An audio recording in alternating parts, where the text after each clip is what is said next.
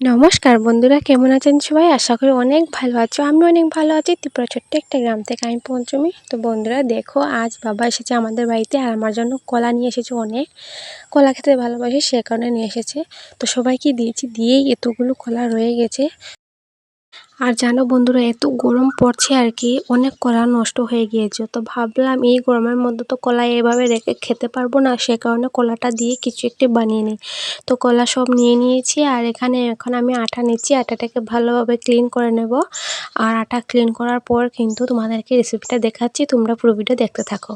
এখানে আমার আটা ক্লিন করা হয়ে গিয়েছে আর এখানে দেখো আটার মধ্যে আমি এখন কলা নিয়ে নিয়েছি।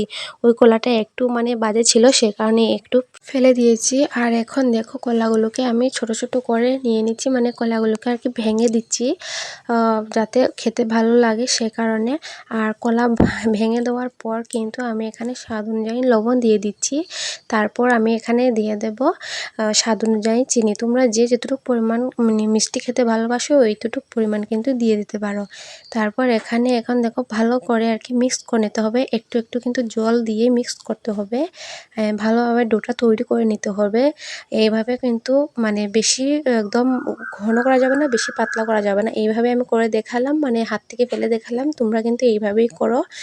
আর এইরকম আমার এখন কমপ্লিট হয়ে মিক্স করা। আর এখন দেখো আমি গ্যাস জ্বালিয়ে কিন্তু কড়াইটা বসিয়ে দিয়েছি। আর কড়াইটা যখন গরম হয়ে গিয়েছে তখন আমি তেল দিয়ে দিলাম। আর এখানে দুটো বাটি নিয়েছি, একটাতে তো পেস্ট করা রয়েছে মিক্স করা রয়েছে, আর একটার মধ্যে হাত ধোবো বলে জল নিয়েছি। তো বন্ধুরা এখন তেল গরম হয়ে গিয়েছে আর এখন আর কি দিয়ে দিচ্ছি ওই পেস্ট করে ব্যাটারটা যে তৈরি করে রেখেছিলাম ওইটা আমি দিয়ে দিচ্ছি। আর এখন এক সাইডটা লাল হয়ে গিয়েছে, তো ও পিঠটা ভেজে নেব। এখন ভালো করে কিন্তু ভেজে নিতে হবে, লাল করে একদম ভেজে নিতে হবে কম আগুন দিয়ে। তারপর বন্ধুরা এখানে দেখতেই পাচ্ছ অনেক সুন্দর লাগছে। তো তোমাদেরকে একটা কথা বলতে চাই, এই কলা পিঠাটা কিন্তু আমি তেল ছাড়া বানাতে পারি। তোমরা চাইলে কিন্তু দেখতে যদি চাও বা বানাতে চাও তো আমাকে কমেন্ট করো, আমি কিন্তু তোমাদের জন্য ভিডিও শেয়ার করব।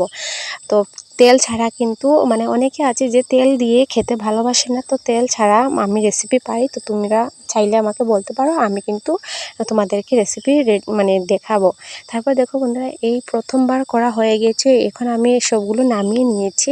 আর এখন কিন্তু আমি দ্বিতীয়বার দিয়ে দেবো আর কি তেলের মধ্যে। তো দ্বিতীয়বার কিন্তু আমি এখানে দিয়ে দিচ্ছি। আর বন্ধুরা কি বলবো, এত স্বাদ হয়েছে, যখন সন্ধ্যাবেলা টিফিন, তারপর সকালবেলা টিফিন কিন্তু খেতে পারবে আর যখন তখন কিন্তু বানিয়ে নিতে পারবে অতি সহজভাবে। তো এখানে আমি সেকেন্ডবার দিয়ে দিচ্ছি। আর তোমাদের এখন তো আমার প্রায় কমপ্লিট হয়ে গিয়েছে আর তোমাদেরকে একটা নিয়ে দেখাচ্ছি। এইভাবে করে দেখো বন্ধুরা, তেল দিয়ে বানালে কি হবে, তেল কিন্তু ভিতরে একটুকুই ঢুকে নেই। তেল একদম ভিতরে ঢুকে নেই, ভিতরটা কত সুন্দর হয়েছে দেখতেই পাচ্ছ। তো বন্ধুরা রেসিপিটা হলো এই পর্যন্ত। তোমাদের কাছে ভিডিও কেমন লেগেছে অবশ্যই কমেন্টে জানিও। ভালো লাইক কমেন্ট শেয়ার করতে ভুলো না। দেখা হচ্ছে পরের ভিডিওতে, ততক্ষণের জন্য বাই, টাটা।